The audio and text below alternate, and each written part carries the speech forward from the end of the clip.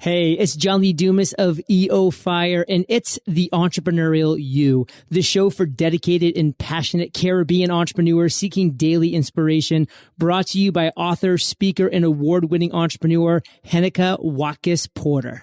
You must be prepared to ignite. When people come to me and they say, I've started a book and I'm stuck, I can almost guarantee that every single time they haven't thought about all the other stuff, including the outline. They haven't thought about how they're going to use the book. They haven't thought about what topic brings the right people to them. They haven't thought about their audience, and they haven't written an outline. And like 99 out of 100, that's a made up number, but 99 out of 100 times those things aren't in place. And, you know, a year into the book writing journey, the person is stuck.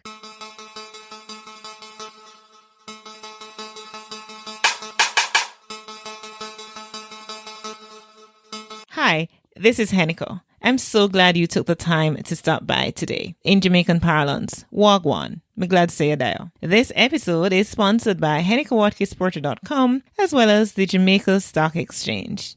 Now, on HenekaWatkis-Porter.com, you can visit us for blogs, resources, books, online podcast courses, podcasts, and more. If you are new to the Entrepreneurial You podcast, be sure to check out past episodes with guests such as John Lee Dumas, Patrice Washington, Seth Godin, Richard Branson, Amy Porterfield, and a host of other game changers. We needed to raise capital, but our experience with local financial institutions was that they were cautious and slow to act, and interest rates were far too high. We had real concerns about financing our business through outside equity investors and the possibility of interference. Could we get a fair valuation for our business? We had our own ideas about the business and its value.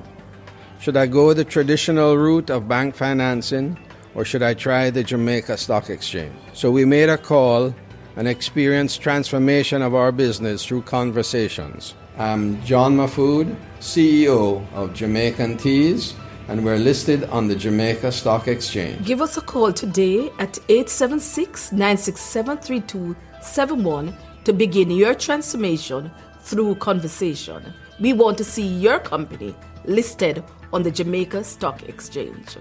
And now, here's today's episode. Not a wasted word. This has been a main point to my literary thinking all my life. Hunter S. Thompson. Greetings, my amazing peak performer. How are you doing today? I hope you're keeping safe in all this pandemic thing going on. I hope you're just staying in, social distancing, wearing your mask where necessary, and just sanitizing and doing all that is necessary to protect yourself. So it is episode 190 of the Entrepreneurial You podcast. And of course, I'm your host, Heneka Watkis-Porter. Now, today's episode is with Cathryn Morrow. Cathryn is a book coach and publisher based in Brisbane, Australia. Of course, she helps coaches, speakers, and aspiring thought leaders write and publish beautiful self-help books, business books, and memoirs. A quality book, of course, will raise your profile and attract new opportunities such as speaking, media, podcasts, and new clients because it ultimately positions you as a thought leader and adds credibility and income to your business. Of course, we all need more income. We can do with that. Using her no BS, genuine and practical approach to book writing, Cathryn empowers you to tell your truth, grow your business, and make a greater impact on your industry and the world. I'm really, really looking forward to this conversation that Cathryn and I will be having about how to leverage your book to raise your profile so you can raise your price. Welcome, Cathryn. Thank you so much for having me. It's funny listening to an intro about yourself. You're very welcome. Now, before we came live, you did tell me that you have been to Jamaica many times because, of course, you worked in the cruise industry. Now, I'd love to hear from you, Cathryn. What's your favorite thing about Jamaica? I definitely loved the really lush sort of landscape that's away from the beach. I thought that was beautiful. And I suppose people mostly think about Jamaica to do with beaches and water. So I think that was a really nice, unexpected surprise. And it was certainly never boring in Jamaica. Let's put it that way. There was a lot of really colourful characters, and particularly where cruise ships port, you know, it attracts a lot of people who are there for all kinds of reasons. So never a dull moment in Jamaica. Yeah, and that's exactly what I was about to say. Absolutely never a dull moment. We're just so colourful, or language or food or music or environment, just everything about us. And that's what I really love about my country as well. You know, I really love the colorfulness that we bring to every situation. Yes. Now, let's move into a little bit about your growing up in Australia, Cathryn. What was that like for you? Yeah, so I was born in Sydney, and we moved up to Queensland, you know, when I was, you know, 7 or 8 or something. And so, I mean, I guess I just had a really kind of simple childhood. And when I think about it, you know, I led quite a sheltered life, really. Australia, you know, was not that multicultural back then, you know, in the 70s and sort of early 80s. And so I like that it's changed a lot today. And, you know, when I was 21, I went to live in London because I feel like every Australian used to go and do that. So I couldn't wait to get away from home, actually. And I spent 8 years living in different countries and, you know, working on ships and living in places like New York and Paris and London and also South America, where my husband is from. And now that I'm home, I actually feel so lucky to be here, and I'm not in a hurry to go anywhere else, which is just as well since we can't fly anywhere at the moment. Obviously, it's lucky that I do want to be here at home. But yeah, overall, I think Australia is such a great place. And because I've lived and traveled to so many countries, I realize just how lucky we are. Mm-hmm. And you talked about, you know, every Australian seemed to at some point must be living in London, right? Why is that though? Because I've had quite a number of guests who were born and raised in Australia, but at some point in time they went actually to live in London. Why is that? You know, I don't know. It was like a bit of a rite of passage when you finished university that you go to London for a year or two. And it's quite funny. Maybe it's just because Australia has, you know, quite strong ties with the UK, you know, for historically perhaps. A lot of people have family over there. I had a grandparent visa because my grandfather was from Britain. So, yeah, it just seemed to be a bit of a thing. But these days I don't think the kids do that so much. I think that was something that we did in the 90s, and it seems to have petered out a little bit. Maybe because where they also used to have a working holiday arrangement with Australia, and now there's lots of countries that open that up to Aussies. So maybe it's just not so much London anymore. Mm-hmm. So you did mention that you've lived in quite a number of countries, and I know that traveling and living outside of your home country does bring a lot of color to your lifestyle and color to your experience. I wonder, Cathryn, how much of an impact did that have on you when you started writing, and when did you begin writing actually? Well, it had quite a lot of impact, and funnily enough, the first book that I wrote was actually a novel that was inspired by when I worked on cruise ships. So it had a very direct impact because it started what turned out to be my career. So I suppose that's one of the reasons I actually decided to write a book in the first place, was that because I'd done so much, I think when it's your own life, whatever it is that you do, you take it for granted. And so, but people kept saying to me, oh my goodness, you should write a book about your life. You should write a book about your life. But when it's your life, you don't think it's that interesting, right? Because it's your life. You're just doing what you're doing. So it was over time that I realized that maybe what I'd had experienced was quite unusual for most people. And yeah, that's what inspired me to start writing in the first place. Mm-hmm. And how long ago was that? When did you actually begin?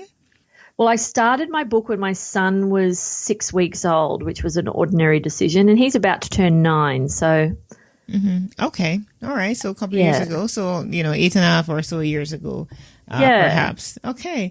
And what has that journey been like for you, Cathryn? full of lots of learnings. So I started the book. I decided to write it as a novel rather than a memoir. And that's because at the time I wanted to be a novelist and I had an idea for, 20 different books. And I started when he was a baby. It took me a good 2 years to finish it because I didn't really have any support at the beginning and I was just sort of winging it and writing when I felt inspired. And it was exhausting because people would say sleep when the baby sleeps and I'd say, I'm not going to do that. I'm going to write when the baby sleeps. And it didn't take long before I was absolutely exhausted because I was writing instead of sleeping. So that was a really long journey writing that book. And then editing it and trying to get it published and all of that was another very long journey.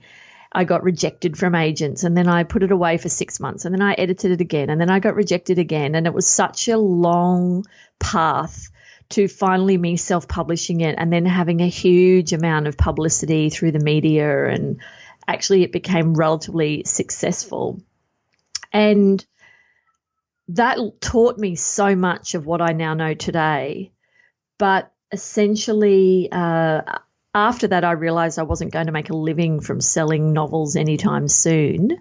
So I went and studied coaching, and long story short, I basically ended up as a book coach after working with a business coach who looked at my history and said, why don't you specialize in books? So that's where I got to where I am today. Interesting. Now, you did mention that, you wanted to be a novelist because you have all these ideas for books. How do you narrow down what it is that you're going to write on? What is that process like for you? Because I can totally relate as I hear you speak. Yeah, well, for me, I really have put writing books to the side as I help everyone else writing their books. And what I do with people, because a lot of people do want to write a book and they'll come to me and say, I've always wanted to write one. And in fact, narrowing down what they're writing is obviously the first thing we do. But the very first thing we do is actually think about what your objective is for the book, because writing a book is one thing, but writing a book that has the outcome that you want is another thing. So I look at what you want to do with your book. Do you want to leverage it to get more clients, to charge more for your clients? Do you want to get speaking? Or do you want to just leave a legacy? Do you want to leave a story for your family? I kind of split it into two different groups. You could be writing a book as more of a bucket list item where you just want to write it for the experience. You want to get it out. You want to sort of tick that off your list. You want to leave it for your family. And then you've got more of a commercial group where you actually want to make it high quality and you actually want to put it out into the world and use it for something, because the second group is going to cost you more money because you're paying for editors and book cover design and all of these things. So that's the very first thing we do. And then it's a matter of thinking about what the message is in your book, because if ultimately, let's assume you're writing it for business, if ultimately you want the reader to become your client or to invest in your workshops or programs or whatever, you need to think about what kind of people you want in your world, because whoever you're attracting for the book, they're the people that are going to be in your world and ultimately wanting to work with you. So as an example, I had a client who was a naturopath for 10 years. And she loved being a naturopath and learned so much. But by the time she went to write her book, she said to me, I love naturopathy and it brought me to where I am, but I don't want to write about naturopathy and attract people for another few years who want to know, what food should I eat? She had sort of really grown as a person and she was wanting to work with women's femininity and spirituality and all women who want to get in touch with themselves to, flourish. And that was much more of an emotional kind of thing. So she decided to make her book a bit of what I call a stretch topic that's a little bit beyond what she'd been doing, but more in line with what she'd been learning, because then she'll attract those people into her world. So those are the kinds of things that I work with my clients on. Mm-hmm. Interesting. And we talk a little about that after. I need to get from you your overarching view of the importance of writing a book. Look, I love books. I still think the world needs more beautiful books. And I should clarify that by saying I think the world needs more high quality books, because I'll be honest, self-publishing has pros and cons. I think the pros are people still look up to authors. People are still impressed by authors.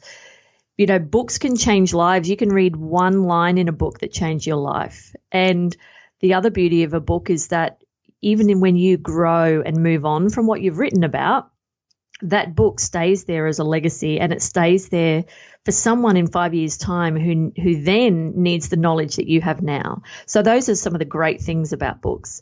The downside of self-publishing is that it makes it very easy for people to put rubbish work out into the world. Mm-hmm. And I don't think it's very good for your reputation, and I don't think it helps anyone if you just bash out a book that you put not much thought into and then, you know, stick it up on Amazon.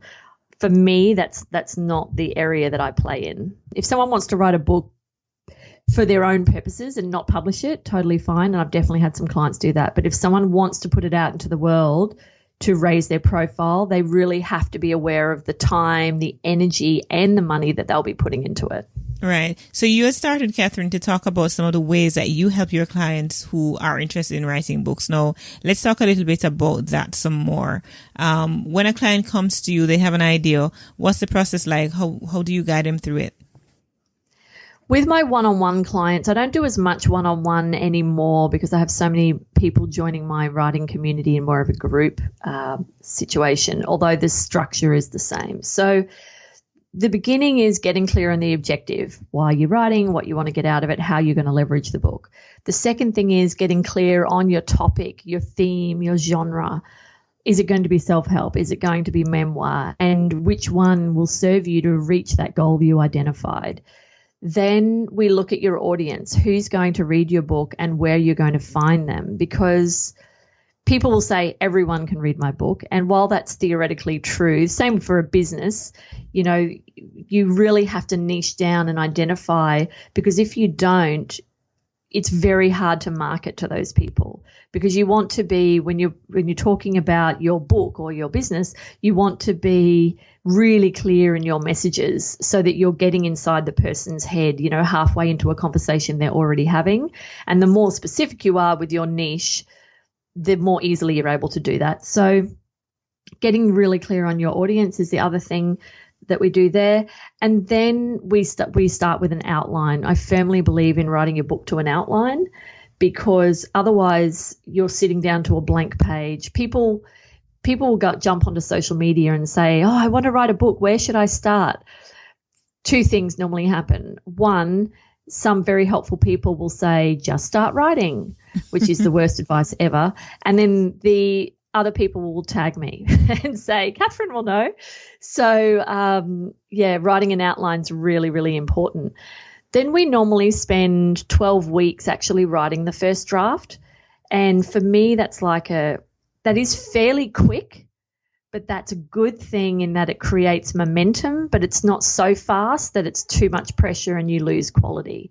So, you know, in those 12 weeks, the person is writing every week. We have a shared drive, or, you know, Google Drive, and they upload their work, or they actually work in Google Drive ideally. And then I'm actually jumping in there every week and giving written feedback. Sometimes I do video feedback if I need to expand on something. And then we have a call every week where they've watched the video or, you know, read the feedback. And then we kind of run over, did you understand that? Is that cool? How are you feeling? That kind of thing. So we spend about 3 months doing that. And from there, once they've finished their first draft, we then sit down to a planning session with what comes next. And I actually have a team of about 15 people, all subcontractors, you know, who are all specialists in their field. And out of those, I pick 7 people who actually complete each stage of the editing and production process. So we have developmental editors, line editors, proofreaders, formatters, book cover designers, and technical people. And they actually help that author go all the way from that first draft, all led by a project manager, because you get your own project manager, all led right through until the book is for sale online in your own account. So it's essentially you're self-published and we don't have any rights or anything to the book, but you appear published because we actually are a publishing imprint. But essentially, we're facilitating the self-publishing process. Mm-hmm. Sounds like a very neatly packaged, process that you have going on. And I like when you talk about the outline, because I mean, and that works for anything, any kind of writing at all, even if you're just doing a presentation for a summit or whatever it is, or you're writing a blog post or anything. It's so important to create an outline, because so many times we just want to run right ahead and start the writing process because we think we have so much to say, but it makes it so much easier when we get that outline. Mm-hmm. Totally, because when people come to me and they say, I've started a book and I'm stuck, I can almost guarantee that every single time they haven't thought about all the other stuff, including the outline. They haven't thought about how they're going to use the book. They haven't thought about what topic brings the right people to them. They haven't thought about their audience, and they haven't written an outline. And like 99 out of 100, that's a made up number, but 99 out of 100 times those things aren't in place. And, a year into the book writing journey, the person is stuck. Mm-hmm. All right. So let's talk about, just hit our topic really, which is how to leverage your book to raise your profile and subsequently raise your price. Now, what is the correlation between having a book and the price that you're able to charge for your services? It's the fact that it makes you an expert, because if you've committed your knowledge to writing, people know that you're serious. So if you were going for, even for example, a speaking gig, obviously they're not happening at the moment in the same way, but, I'm sure we'll get back there. When you're going for a speaking gig and, there might be a few different speakers that potentially could be used, the people with the book tend to get the gigs and they also get paid more. So as an example, I had a client who came to me who was already speaking professionally. She lives in the States. And she was getting about $12,000 to $15,000 per keynote. She has a very specialist topic of a framework that she created in the marketing space. And she said to me, I need to write a book because all the big boys have a book and you can't get paid in the next bracket until you've got one. So she wanted to get paid $20,000 to $25,000. And she said the only way you get paid $20,000 plus is if you have a book. So hence she wrote a book. Then she fell pregnant halfway through and then the pandemic happened. So, but then I had another client who was charging $10,000 in Australia, 10,000 Australian dollars for a keynote. The week her book came out, she had 5 speaking gig offers. So it's just something about the fact that it positions you as an expert. But as I said, that caveat is the fact that I think it's got to be a quality book where if someone reads it, it's actually going to, impact them in some way or really make sense or help something click for them. Mm-hmm.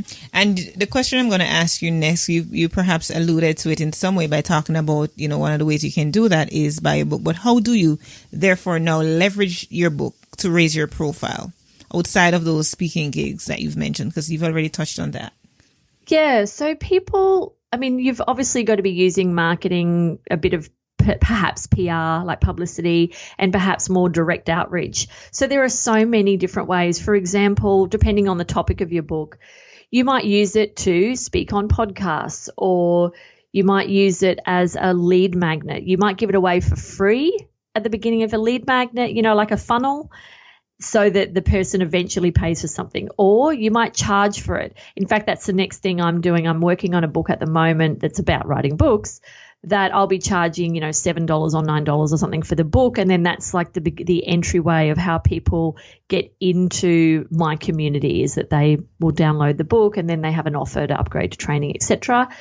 I have a client who wrote a book that's more of a technical type of book, or how it's sort of software related. And he's actually been selling it by the box to corporates who are using that software. So he's actually selling thousands of books by selling boxes and boxes of them at a time. So if you get a speaker profile made up for podcast media, that kind of thing, then you can show yourself with the book. So automatically, just by looking at it, people say, oh, that's a published author. And then you talk about your topic, what you can talk about on the podcast or in the media interview, and then you back it up by the fact you've written this book. So there, once you use the book to show that you're an expert, or you can also give it to people. If you have warm leads and you want to sort of get them over the line, you can give them a book and the person goes, wow. I had a real estate agent come to me who said something that's actually quite common in real estate now is that because agents, obviously, the first thing they've got to do is get listings. So if an agent pitches someone with a beautiful house that they want to sell, there might be a few other agents hanging around and everyone sent a letter. This agent wanted to send a book so that they stood out to that person because she knew other agents who had done that and they had been in really competitive areas that were on the move, where there's a lot of real estate being moved. And that agent was giving the book and winning nearly every listing. So there are so many different industries you can use it in as well if you get creative. Yeah, fantastic. Cathryn, I'm going to ask you to share your final thoughts, perhaps something that you want to say that I've not asked. Yeah, I think, look, writing a book, it does take commitment and energy. And you're literally never going to have time to write it because when people say to me, I'm just waiting to have time, they'll be waiting a long time because if your life is anything like mine, you never have this grace of a whole window of time available. You have to say, you know what, I'm going to do this and then just commit to doing it and don't take on another massive project for just a few months while the book is your focus and just, have that big picture of how you can literally change lives with a book. And for me, that's a beautiful thing. So I say it's just a matter of it's important to commit to it. But if you're not going to be committed, then maybe just don't do it right now. I think a book best gets done when you just commit and you go for it and you build that momentum and you just make it happen. And, that is a few months of writing a little bit every day. And yeah, I think it's well worth it if you can see yourself being that sort of expert and that thought leader in the future. Absolutely. Commitment, as it is with just about everything. So it is, I'm sure, with the writing process. I know that only too well as well. So thank you so much, Cathryn Moore. It has been really my pleasure to be having this conversation with you, guiding my community through the writing process and how to leverage a book to raise their profile, because of course that does impact the bottom line. And we've seen it from the experience and the examples that you have given. So thank you for that. Yeah. Thank you. Absolutely. Now, I know you have a giveaway, a freebie for our community. I want to hear what that is, as well as share how my community get in touch with you once this conversation is over. Yeah. So I have a book writing and publishing checklist, and it's all the steps from your book idea right through to launch and promotion on how you do on all the steps you do in between. And there's actually about 50 steps on there, which sounds a bit overwhelming, but I think there was actually 48 steps and it looked odd. So I just kind of plumped it out to 50, but I'll give you a link that's especially for your community, and you can pop that in the post or the show notes. And that way, anyone who's interested in writing a book will have it all laid out for them, so they really know exactly what to do and when. So I'm really proud of that list. And in terms of finding me, I'm on Facebook mostly, but I experiment with LinkedIn and Instagram. On Instagram, I'm Change Empire Book Coaching, and on Facebook, I also have a Change Empire Book Coaching page, and then myself, Cathryn Moore, on LinkedIn as well as Facebook. I think I've reached my friend limit on Facebook though, so probably my page, LinkedIn or Instagram are the best ways to get in contact with me. Okay, awesome sauce. Of course, I'll be popping that in the show notes, so my peak performers, you can just go right there and you'll find it. Thank you again, Cathryn. It has been my absolute pleasure to have this conversation with you. You in Australia, I'm in Jamaica. Perfect. Huh? Yeah, absolutely. Dream team. Yeah. And thank you, my peak performer, for tuning into this episode with Cathryn Moore. I certainly look forward to connecting with you next week. In the meantime, remember, you can connect with me for all things podcasting, books, coaching, online courses, etc. Visit HenekaWatkis-Porter.com and send me a WhatsApp message from my homepage. You will be hearing directly from me, as the message will come directly to my personal phone. Let me leave a point of hope with you this week. Heal me, O Lord, and I will be healed. Save me, and I will be saved, for you are the one I praise. Jeremiah 17, verse 14. Walk good.